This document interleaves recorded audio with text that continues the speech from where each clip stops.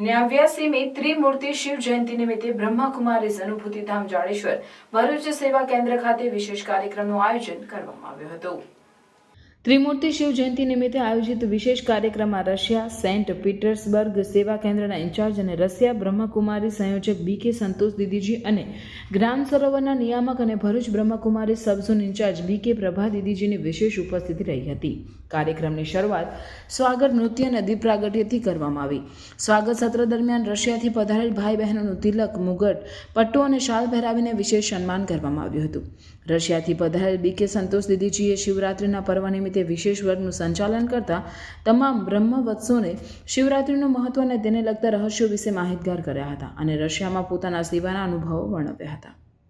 રશિયાથી પધારેલા 5 દેશોના ભાઈ બહેનોએ ખૂબ જ સુંદર નૃત્ય રજૂ કર્યું હતું, જે આ કાર્યક્રમનું આકર્ષણનું કેન્દ્ર બન્યું હતું। શિવ ધ્વજારોહણ દરમિયાન જિલ્લા પંચાયતના પૂર્વ પ્રમુખ શૈલાબહેન પટેલ અને અધિક જિલ્લા કલેક્ટર ધાંધલ સાહેબ ખાસ ઉપસ્થિત રહ્યા હતા।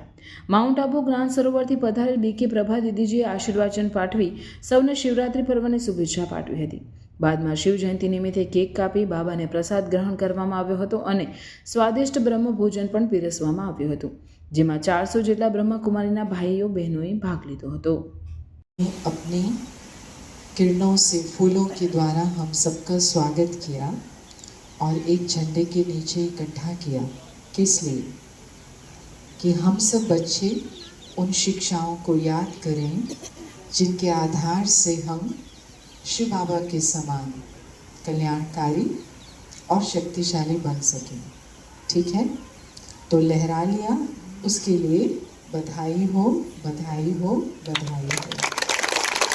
और अभी इस लहराते हुए झंडे की आन मान शान बनाए रखने के लिए जो हमें अपने जीवन में लाना है, उसको फिर से अंडरलाइन करने की